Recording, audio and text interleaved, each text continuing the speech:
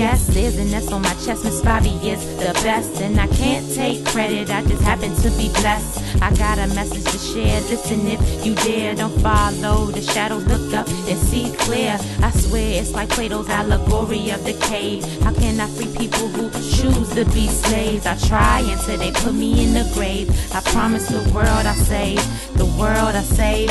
I'm at one with the universe, the world is mine. I'm focused on my grind, I'm focused on the climb up the mountain of success. Love and no stress is written in the stars, prophesy.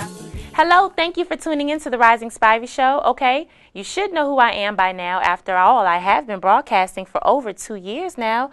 But if you don't know who I am and this is your first time tuning in, welcome. My name is Miss Spivey, and I am the producer and host of the fabulous show you are currently watching. Again, thank you for taking 30 minutes out of your busy life to hang with me. I promise it will be well worth it. On today's show, we have Adrian Harrington. He's a youth minister at Tridestone Church in Washington, D.C. He's also a spoken word artist, and his new project, Selfless Love, is available to download for free online. We're going to talk about love. Yes, love, my favorite subject to go on and on and on about. I also have the beautiful Miss Jasmine of the JasmineBrand.com on. This is my favorite blog, and I have to share with my viewers her greatness.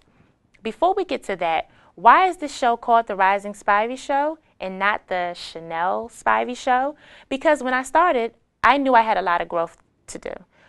Oprah didn't have her own show until she had years of broadcasting experience under her belt. But little old me decided to pick up a book and figure out how to do this on my own with no experience and no formal schooling. Not only in my career do I wish to grow, but I also want to grow in my personal life as well. I want to be a better daughter, mother, friend, and maybe one day a wife.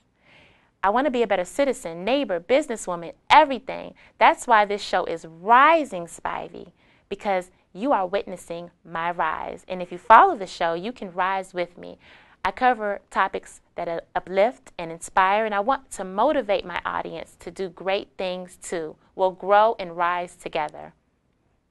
Now that I have that out the way, let me tell you all about my day. It was a great day. Earlier, I had the pleasure of speaking at Benning Park Rec in D.C. for Dream Life. Dream Life is a nonprofit organization which provides mentorship and resources to young single mothers in the D.C. metro area. It is no secret at all that I became pregnant with Kenzie, my beautiful Kenzie, that's Swahili for treasure, at 19. And while most of my peers were finishing college, I was juggling a baby, a job, and a home. So I'm very proud to share my knowledge, my wisdom, and my experience with other young women who have found themselves in the same place I once was in. You know, so many young ladies fall in love and make life-changing decisions in a matter of moments. And yes, of course, the man and the woman should be held responsible and accountable for these decisions, but usually it's the mother who is stuck to raise a baby with little to no help at all. It's doable. I've been doing it. It's hard, but I'm still here, and that's why I'm so proud to be a volunteer with Dream Life. Today, we took our cameras and our lights to Benning Road Rec, and I put the ladies on the spot. They had no idea they were going to be a part of a mock television show. I interviewed them about themselves 10 years from now. I wanted them to not only imagine themselves in 10 years, I wanted them to be themselves in 10 years. It was great. They were shy at first, but eventually they opened up and enjoyed the activity. They told me all about their future businesses and families. They told me how they got to where they were or are in 10 years. It was a great experience, and I like to do the exercise more with other young ladies and men. So if you are a teacher or a youth leader, please contact me. I encourage other women to volunteer and mentor these ladies too. Shout out to Christina and her team at Dream Life. Okay, I'm rapping. I'm just rambling. Let's get to the show. Okay, I have the pleasure of sitting with Adrian Harrington. He is a youth minister, and he just released a new project called Selfless Love, and we're going to talk about love, and he put it a great way, the right way to love. Exactly. How are you doing today? I'm doing good. I'm a little hungry, but, you know, I have candy in the studio. That's about it. I think Tom might have some crackers, some goldfish back there. OMG. Insider right there, playing around, having a good time in the studio. Tell us about, well, first of all, tell us about how you got into being a youth minister. Well, I grew up in the church, but my background was mostly music. I guess just being in the industry for a while. I used to work for like a record company when I first got out of college, kind of dabbled in a few things. And I woke up one day and I realized I'm a Christian, but what have I done to help anybody find Christ? What has my work done to embody Christ? And if I died today, what would I have left to leave my niece and my nephew? They little. How would they remember their uncle? So God spoke to me and he said, I want you to open your Bible up and just write. So I opened my Bible up and I started to write. And so I decided to record what I wrote, sent it out. People liked it. And it made me feel good. So one day I was sitting in my room, and this is kind of weird. Sitting in my room watching TV, and a girl called my phone. And it was the time I was supposed to do my daily reading. And so I had a choice. I can talk to this girl or I can read my Bible real quick. So the girl called and I said, Jesus, I put you on hold for a second. I'm gonna get back at you. And then it dawned on me, like, this is how I treat the man who I supposedly say I love the most. And that kind of spawned the selfish love, which and always kind of allowed me to create the project. So once I got to that point, I realized, like, this is the God I'm supposed to love, but I just dissed him for a woman. It made me realize that's not the proper way to love God. This is the man I claim that I love with all my heart, but yet I consistently diss him for women, and that kind of spawned selfish love, which spawned myself going into ministry. So tell us about what you mean by selfless love, because I don't know, I've been a selfless lover, but that also can mean you're turned into like a doormat. So what is the healthy balance with selfless love? Now, you were talking about love in terms of love for God, but what about, love for the opposite sex? Well, it stems from the love of God. So selfless love, the concept comes from Jesus Christ dying on the cross for us. When he died on the cross, he didn't do it for himself. He did it for us. It was a selfless act. He had nothing to gain from it. So my idea of love is based on the man that I love the most, which is Christ. So if you were my wife and I tell you I love you, I don't just love you because I like you, or I don't love you because I like how you make me feel. I love you even when it hurts. So selfless love means it's not about me, but it's about you, that I genuinely care for you. I genuinely love you through the good times, through the bad times, even if it means that I have to let you go. That's the way I show you love. Like, it's not about me. It's not about a feeling that I get from you or what you can do for me. It's that I simply adore you and I love you from the top of your head to the sole of your feet. Now, I know you feel like that's a doormat, somebody can walk all over you, but ideally, if I have a selfless love for you and you have a selfless love for me, then there's nobody walking over anybody. The problem comes in that when we become unequally yoked with the people that we marry. We throw that word love around so easily. Oh, I love you, I love you. That's just an emotion. It's just, some people call it lust. It's not a genuine love. So that's why I based the idea on love from Christ down on the cross. It is essential for us as Christians to understand that concept by what I call selfless love. It's not about me. It's truly about you. Now, we're going to take a break. We're going to go meet Jasmine of thejasminebrand.com. But when we get back, I want to talk about that being equally yoked in relationships, because it sometimes can end up one person loving the other person a whole bunch more than the person before. So stay tuned with us, and Adrian, I'll be right back. So thank you so much for inviting me. I actually started the site about 2 years ago. I always knew I wanted to write. I decided that I would just sort of venture into writing about entertainers because I've always been interested and fascinated that people were so intrigued by celebrity life that I thought maybe I should talk about it. I have a background in journalism. I went to school. I had a degree in communications. When I was younger, I wanted to be a journalist, and then I found out they didn't really make any money, and I was like, oh, that's not going to work out for me. So I started doing marketing, and I worked a little bit in media, and I always was just, I loved talking to people about celebrities because I just didn't understand why people were fascinated. So I decided, let me give this a try. I didn't think I would do it full time. I thought I would just do it here and there. And because I'm such a driven person and I'm really like self-competitive, it sort of just took a life of its own. The site became like its own initially I thought it was just going to be, you know, like a passion of mine, something I did on the side. And then I realized, oh, you know, people are coming. I saw the traffic. Once I knew I had traffic, I sort of set goals for myself. I started breaking stories. Because I knew how to write, I've always wrote about whatever. I always knew how to write. And I used to see other people's sites, and I was always a fan of other people's blogs and other people's sites. But to be honest, I always thought I could do it better than them. So with that in mind, you know, I just started writing about things, and I know how to write, and I know how to, I would write on the site like it was like my girlfriend, like one of my friends. So it took a life of its own. I started breaking stories, outlets started calling me and sourcing me. It just became, and people started to trust me. Like I felt like people were trusting me with providing correct information. Then it became like it just became its own sort of thing. I don't know, it sort of just happened. Well, you know, I certainly don't knock anyone else's hustle and how they write, and everybody has their own motivation and their own angle. With the Jasmine brand, I feel like, and this is my own imagination, I feel like my readers are not dumb.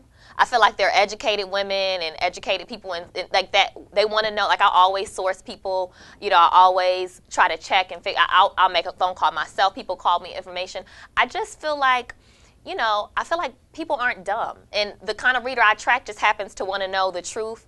And I feel like people don't come to my site to necessarily get my opinion. I feel like, you know, readers want to formulate their own opinion. I don't want to shove my opinion down anyone's throat. They're bright people, and usually when I do give my opinion, it's always something completely opposite. They're like, no, Jasmine, actually, no, you're wrong. So I'm just like, you know what? Let me give you the information. I try to do it with a sense of humor. And even if I do say something that may be a little slick to somebody, I want to give the reader the opportunity to say, well, no, I disagree. I never want it to be a place where people feel like I'm constantly bashing somebody or they can't have a difference of opinion, because I think that's what's dope about my readers are they'll go back and forth. They'll be like, actually, Jasmine, blah, blah, blah, blah, blah. And I'm like, okay. I don't really say anything, but you know, I just feel like, and you know, I want to walk down the street and I don't really want to have to worry about, you know, somebody jumping on me because you said, or purposely, you know, trying to throw someone under the bus. You have to be careful. Now, there are situations and there are instances where it's the truth, like something actually happened, and I have to, you know, and I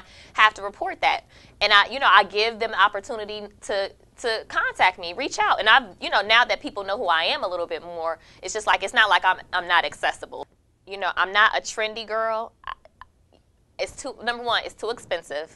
It's too hard to keep up with. And I'm not you know, I have like a few designer things, but I'm not the red bottom girl. That's not me. I'm a mix match, mixed prints.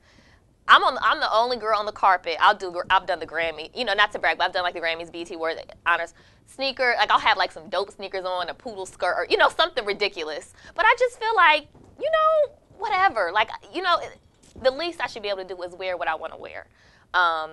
And I respect people that have a conservative look, but this is just who I am. That's why when people see me, so that looks like you, because that's just me. I just, you know, I want to be comfortable. I want to express myself, and it's not for attention. It's just because this is just what I like, and it's just too much pressure to try to like match. I can't do it. But just in case for this show, I did bring another pair of sneakers. But so I do wear heels if I'm out with a man.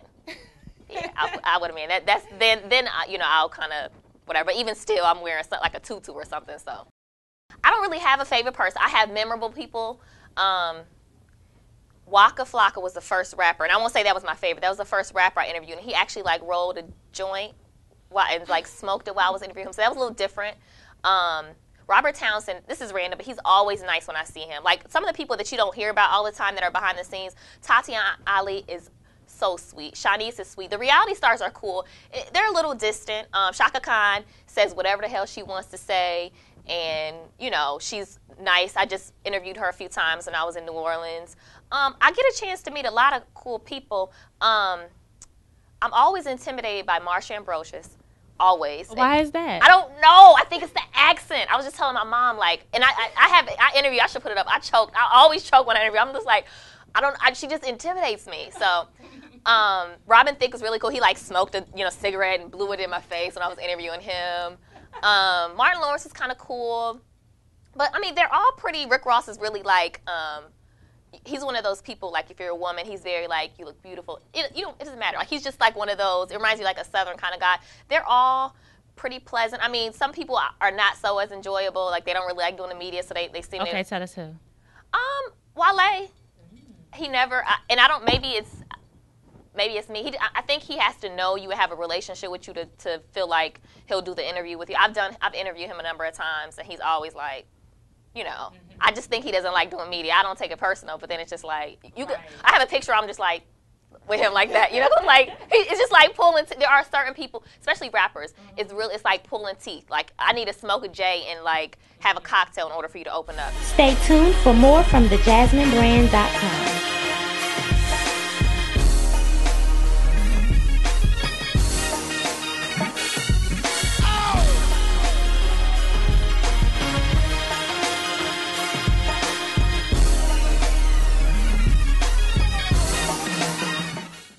Thank you for staying tuned with us. So Adrian and I were just talking about being equally yoked. Tell us what that means in a more practical terms for some of my viewers who may not have a church foundation or spiritual background. Okay, just to break it down, when you think of yoke, basically, if you think of where it comes from, historical context, it's two ox being together.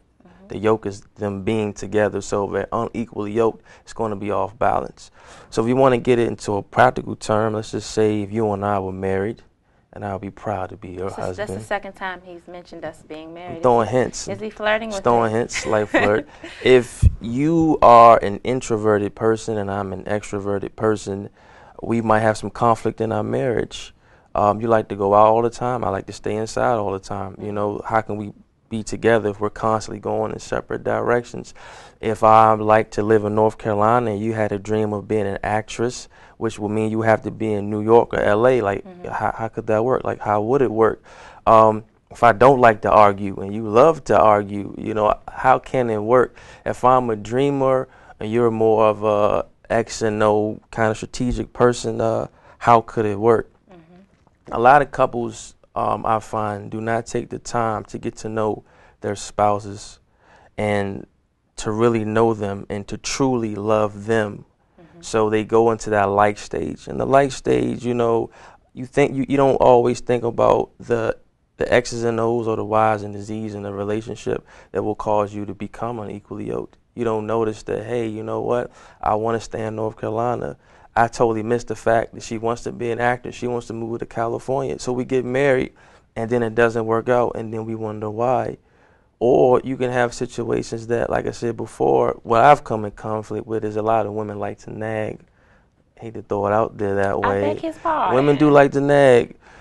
So when you're in the like stage, you might not always get to that aspect of your relationship where the problems come into play. Let's address this, because the ladies are going to get me for not stopping you right there. Right. Are we sure that women like to nag? Women like to nag. Or do we just...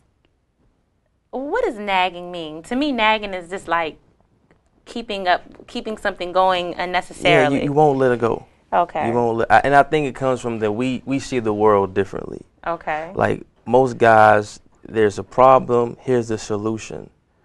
With some women, I'm going to say some, not all, if it's not the solutions that you're looking for, then you won't let it go. So if you ask me a question, I give you the answer, it should be done. But if it's not the answer that you want, you won't let it go. Thus, it becomes the nag. And we're like, hey, we talked about this. I gave you my answer. We weren't finished talking about it. I gave you my answer. What more else is there to talk about? I'm gonna let that ride. It's not enough minutes on this show for us to go back and forth about that one. But let's get back to it. So where were we before the nagging dagger? What were you saying? Being yoked, yes. Coming together. Yes, or being able to. Basically, it just sounds like better preparation. When I was thinking more in terms of someone, the doormat thing, when one person loves someone probably more than the other one. And so if I am in a situation, and I'm just going to keep it real, I was in a situation where I wanted to make the sacrifices that would have been necessary, selflessly, things going against probably the things that I wanted to do or places I wanted to be, but I wanted the situation to work. But my partner was not on the same script as I was on. Right. So I'm loving selflessly. They're loving selfishly. where is there has to be some place in there where you say, okay, that's when you slow down. That's when you don't love as much, or well, there that isn't way. a control on how much you love somebody. In a relationship, you have phases, like you're going to be in love or you're not in love, you know, but you still love them. Like my parents are a great example. Sometimes they're in love, sometimes they ain't, but they consistently love each other.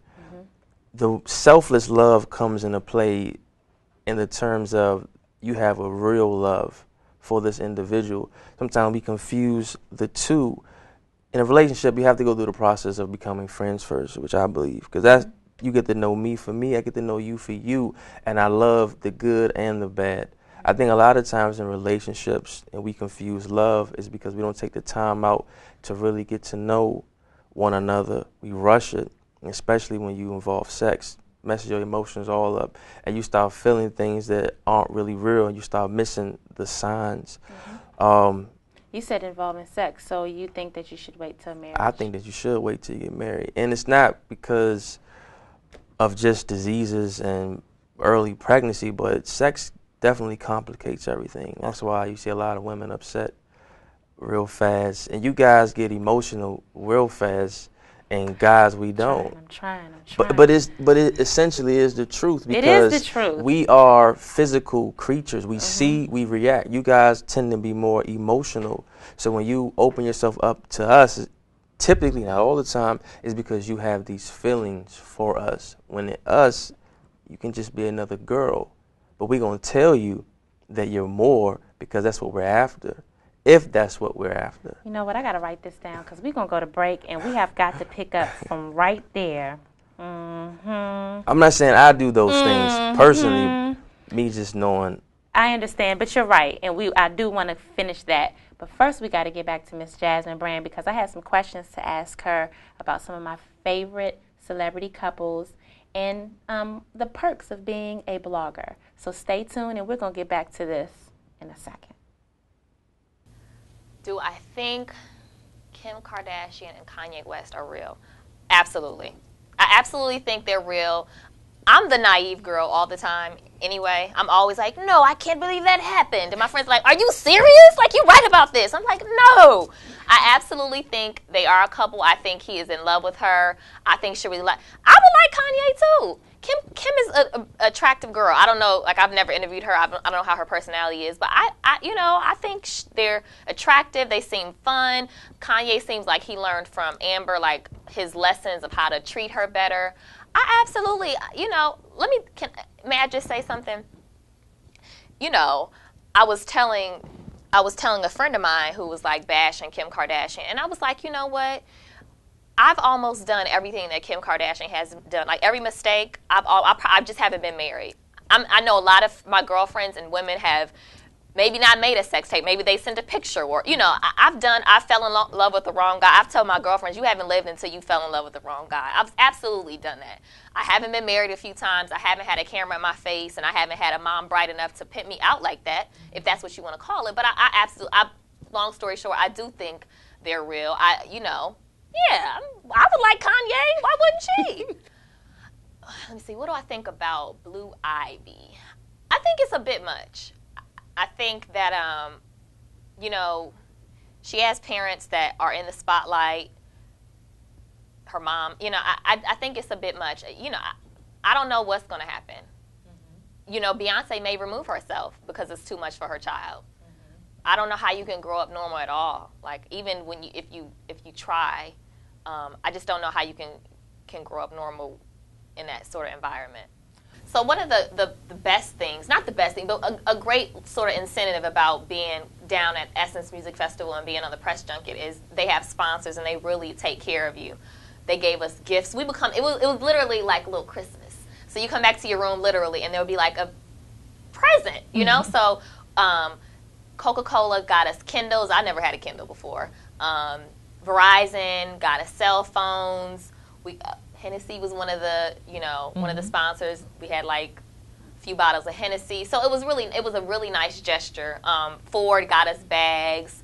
And, I left some of my, you know, it's expensive to travel. They, you know, they cover our travel, but I didn't want to check extra bags. So I like gave like the housekeeping, like some gifts. Like I was writing a little notes like, hey honey, like, I was leaving this stuff. But one of the nice perks are that they do, you know, they do take care of you, like dinner. They treated us to dinner every night. They picked us up from the airport. So it's nice little perks. But I mean, you do work. It's work. You feel responsible to sort of make sure you know, if you have to do editorial for them, you take care of that, and then you give your readers what they came for, because your readers want to know what happened at the show and what happened. And one of the things about having to always go out is to find out what's going on behind the scenes, because that's where like the real story goes, what happened. So I think when people visit my website, I think they know they're going to get sort of a quirky sense of humor. I am kind of corny, so they'll know that sort of that voice will be there. But I think for the most part, they can trust what they're reading. And even if I'm wrong about something, it's not on purpose, and I always will stand corrected. I think people can trust what I say and know it doesn't come from an evil place. I'm not purposely trying to hurt anybody. I think I am reliable. I'm a lot more reliable than a lot of people know. Make sure you check out my favorite blog, thejasminebrand.com.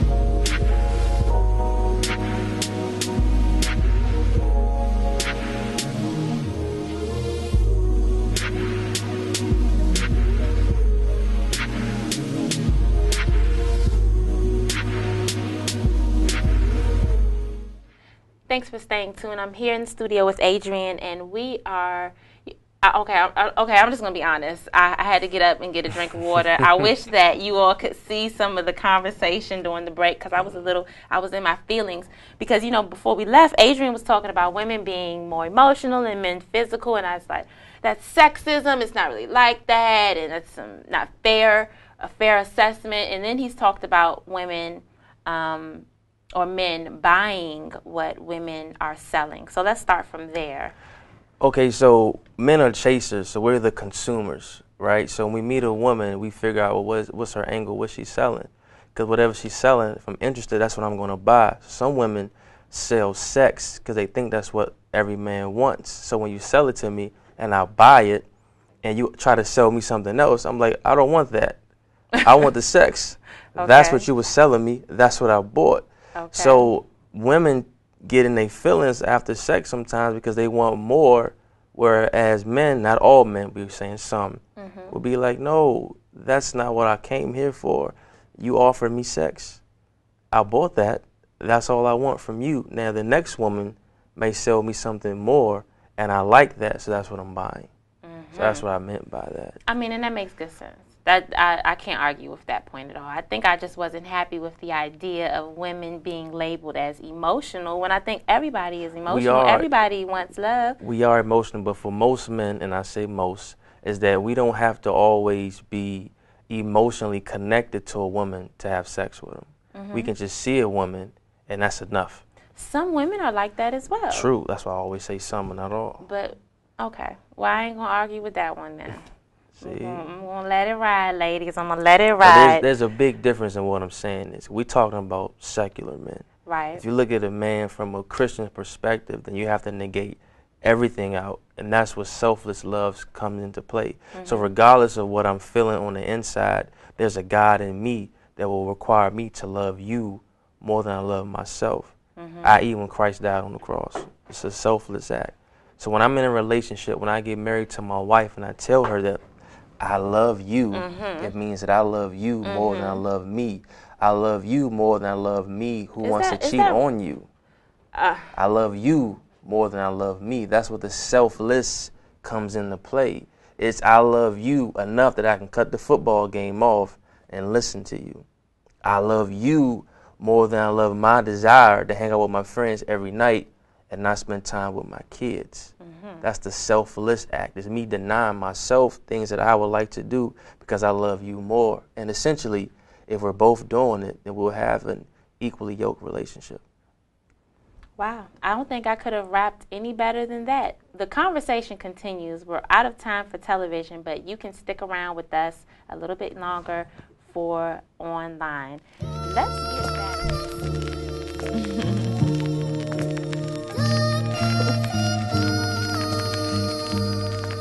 Yeah. Out on the road alone, but not lonely. I'm cool with flying solo with not someone to hold me. I know I got